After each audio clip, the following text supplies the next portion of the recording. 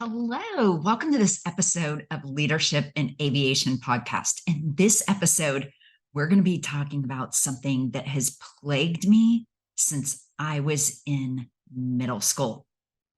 What to do when you're the hardest worker on the team. I'm so glad that you joined me for this episode. I'm going back deep into my childhood and maybe into your childhood too. And I really want to talk about this topic. It becomes such a frustration to so many leaders about what to do when you work harder than your team. It's not uncommon, and you're not alone if you feel this way. I've found it among high achieving leaders that I've been coaching for years. And today I'm going to talk to you a little bit about what you can do about it. When you were in high school and you got assigned a group project, were you the person who ended up taking the lead, asking people what they wanted to do, assigning responsibilities, and then picking up the pieces when someone else dropped the ball? If so, it means you're a leader. However, in order to improve in our leadership, we need to put ourselves into a position where that is not always the case for us. And I see it so many times in leaders that I coach who they're working harder than anyone else on their team. And they take that on as a leadership mantle. But what if it didn't have to be that way? What if you could find team members and everyone pulled their weight? Like in a rowing team where they're hard rowers and you take turns rowing a little bit harder or being in the lead or setting the pace. And so I want to challenge you today with some questions that will help you be the kind of leader that inspires others to work just as hard as you. So if you are on a team and you're the leader and you're the hardest worker, this podcast is for you. If you are on a team and you're the hardest worker, but you don't have any autonomy in that team, you don't have authority on that team, you're a worker on that team and you don't have a leadership role, that may be a sign that you're working in a toxic culture. And that's another podcast. But for those of you who have leadership, if I am talking to you, you have a leadership position and you're the hardest worker, then I'm going to challenge you with really 5 questions today.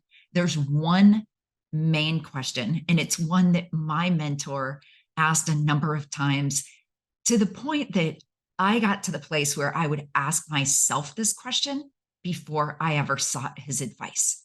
And that is the golden question: what is it about my leadership that led to this result? Think about it.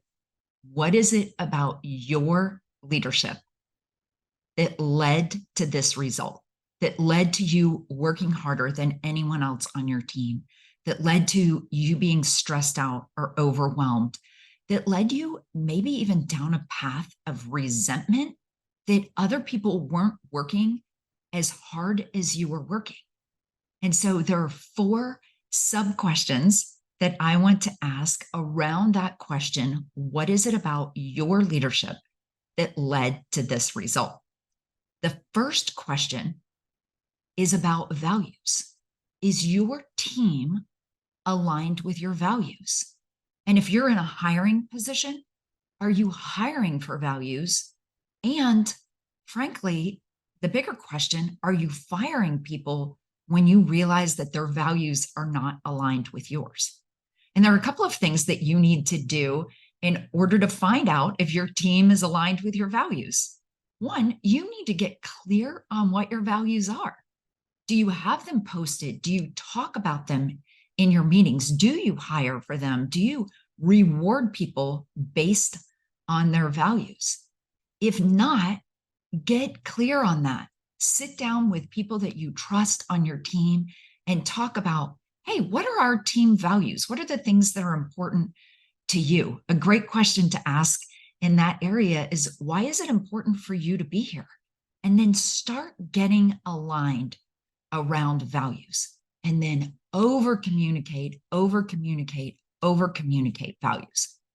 Tell people, hey, that's this value at work. Wow, I really loved when you exhibited this value in our last meeting. Or one of our clients has told me that they noticed this value about you. Talk those positive values up, especially when they're aligned with yours. So the first question in what about my leadership led to this is your team aligned with your values? And I've given you several ways to think about that today. The second thing that you really need to think about is the mission clear? And this isn't really just about, is the mission of your company clear? I'm sure that you have a clear company mission. You're a leader and you probably have worked on that ad nauseum to get it clear and even change it over the years as you've needed to pivot your company. But is the mission for this particular project clear? Have you set up what the objective is? Have you communicated to your team why this is important? And have you set milestones or indicators or metrics so that your company will know, your team will know when they've achieved success in this? What are your desired outcomes? And if you can start with that, start with a clear mission and some desired outcomes that can be measured, then you don't actually have to come up with all the ways to get there. You can pull on the genius of your other teammates to help you get it across the finish line. They can help you come up with the how we're going to get there once you've identified the why and the what. And so I want to encourage you to make sure that your vision is aligned with your other teammates. I want to ensure that you have a clear mission for your teammates. What is it that you're hoping to accomplish and why? And then the third thing is, are there adequate resources for this project? So you may be thinking about resources that you have, but your teammates who are working on this project with you may not know that they have those resources at their disposal. You may have a colleague in another department or maybe even at another company that you can ask questions of, and your teammates may not know that those resources are available to them as well. There may be a software that would make their life much easier. And so ask the questions. Is there anything getting in the way of you getting this done? Are there additional resources that you need to accomplish this project in an excellent manner in a time frame that we've all agreed upon? So, are your values aligned? Is the mission clear? Are there adequate resources? And finally, have you delegated appropriately? Delegation is one of those super tricky things because if you're a perfectionist like me, you get it in your head that nobody can do it as well as you can do it. And that may be true for some things, but I'm going to ask you to stretch your mind a little bit today and think about, there actually might be people who could do this better than me. And if we collaborate and work together appropriately, we could take something far beyond anything that I could ever do on my own. So I want you to think about your delegation. Is it appropriate? Are you giving tasks to the best person for the job? Do they have the skill set that they need to accomplish that? And if not, go back to the third question. What additional resources do they need? Have you been clear about how much you want them to do, when it's due, and if there's someone who isn't let's hit the deadline every time, then set up some milestones to check on their progress. When you set milestones to make sure that they haven't forgotten, that they haven't gotten distracted with another project, that they have the resources that they need, that the mission's clear, and that they're on track with the values, when you check in with them, you create a recipe for success. You help set them up for success instead of setting them up for failure. So when you're delegating something to someone else, what are the milestones that will make you feel comfortable to know that they're making the right progress on the right tasks so that you don't get to the witching hour and realize that you need to pull an all-nighter like you did in college to get the project across the finish line, to get the presentation or the deliverable to your client, to get, in my case, the airplane out the door.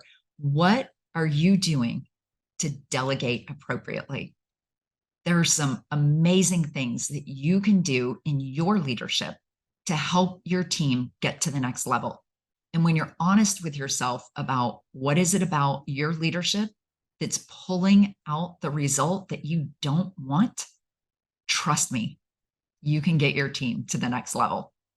I really hope that you enjoyed this podcast today. This is a topic that's near and dear to my heart because I've found that when I align my values, I'm clear on the mission, I give people resources, and I delegate appropriately, I'm no longer the person responsible for all of the results. And my team feels empowered to work just as hard as I do. And they take just as much pride in the result as I do as well.